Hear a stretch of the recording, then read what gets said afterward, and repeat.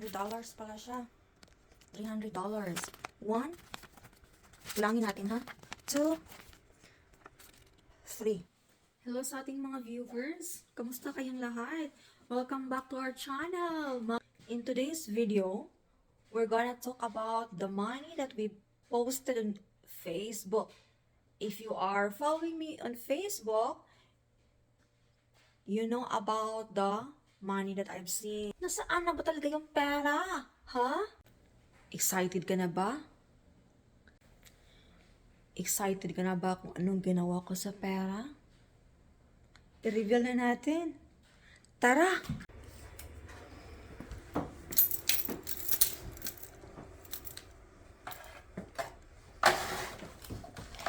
Ganito yan sila. Tingnan mo, oh. That is $200. Pain ata to. Ganito pag ikaw ay tagalinis, marami kang pagsubok. Isa na itong pain. Ito malaking halaga to. Yung iba is 10 cents, $1, $2. Ganito yan sila. So kunin natin.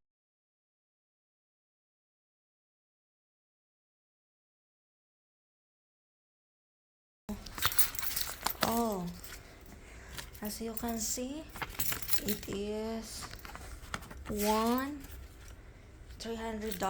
pala siya. $300. 1. Bilangin natin ha. 2, 3. Okay, ito $300 siya. So, atin itong ilagay sa office. Ito na, gumawa na tayo ng note. I found this $300 on the floor inside room number 8 by the cleaner. So, ilagay natin ito sa, ito yung $300, ilagay natin ito sa office with a note. So, ganito ang gagawin pag may makita. Ilagay natin dito. Lagay natin to dito. Okay. Lagay natin to dito. $300. So, ito yung kwarto na may $300. I-map na natin. Okay. Map na natin siya. Ganito ako mag-map. Yeah.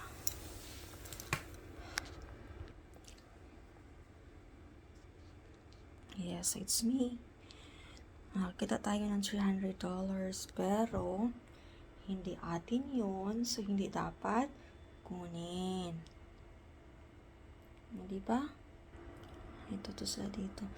Gumagawa tayo pag gusto mong paayos ng mukha, katawan, ito. Dito ka uupo, dito. Gumagawa ito sila ng ganito. Guys, let's proceed to the quick tour of the $1 million houses in Coquitlam. So yeah, you heard it right. The cost of these houses worth million, almost $2 million. By the way, it's a Canadian dollar, and that's the starting price, almost $2 million. May mga magaganda dito na worth more than that. So stay tuned, don't go anywhere guys. Samahan niyo ako sa ating tour.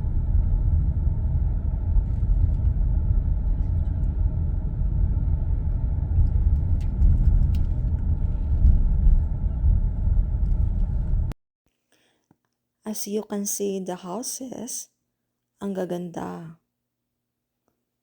So, it seems worth it naman to live here. If you have the money nga.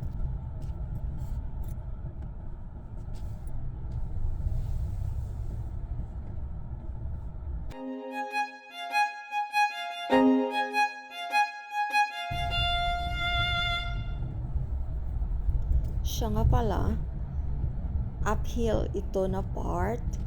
So, bundok siya. Doon sa tuktok, malapit sa tuktok ng bundok. So, if nag-snow, talagang maraming snow dito kesa compare doon sa downtown, doon sa mall area. Kasi mababa doon kumpara dito. Minsan nga hindi makakyat yung bus kasi ang dami talagang snow. Ito yung part na ito, pataas sa Kukwet lang, yung maraming snow.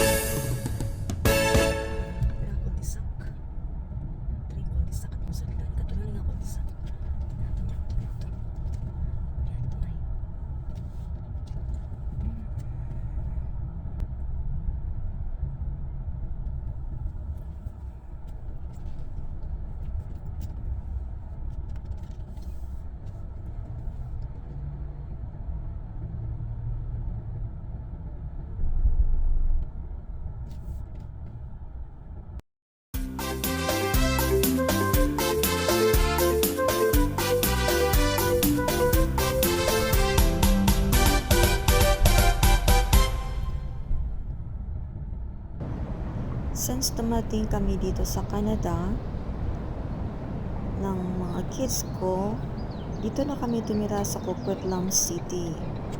It's a nice place. Quiet siya, less crime. Yun nga, later on, after the COVID, iba na talaga siya. Iba ng Coquitlam, may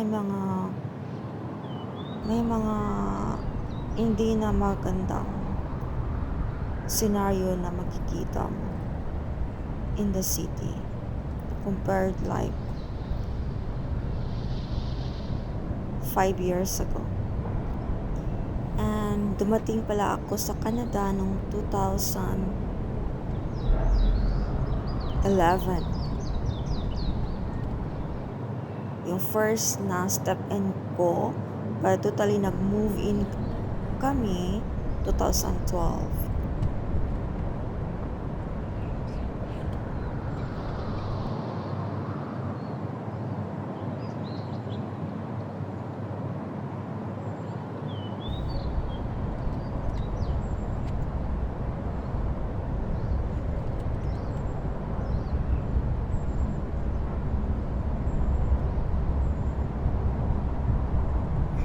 So guys, that's all for our quick tour for today, and I hope you enjoyed the view.